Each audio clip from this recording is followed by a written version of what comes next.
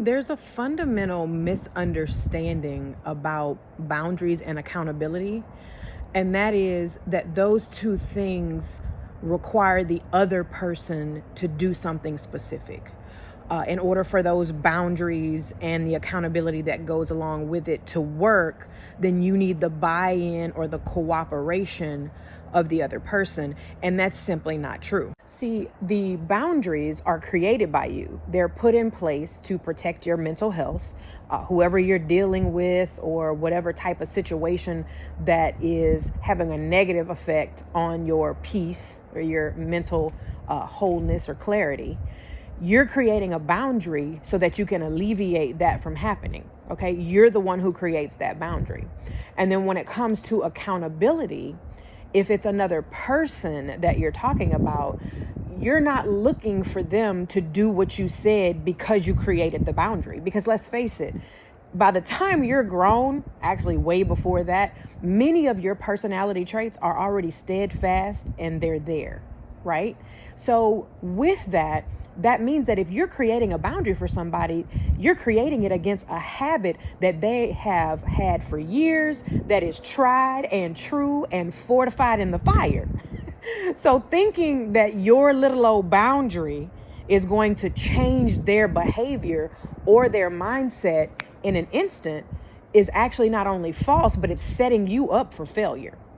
So what you're supposed to do in that is you decide, you don't have to have a meeting with them, but you make a decision on what your boundary is and what's going to be your response if they don't adhere to that boundary. Now, what is it going to take to execute this thing? Well, what it's going to take is you've decided the boundary and what you're going to do if they don't adhere to it. Why don't you sit there and talk to them about it, Alana? Well, not everybody is going to be receptive to you giving them a boundary. So the best thing to do is for you to create it for yourself and decide what your action is going to be if they don't adhere to that. Maybe you have somebody who every time they talk to you, they talk down to you.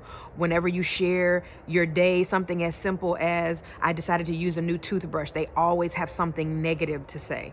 Maybe your boundary is that you have decided that you're not going to allow how they think and their negativity to affect you. Your accountability action is when the phone rings and you're not in the headspace to handle having a conversation with them, you let it go to voicemail.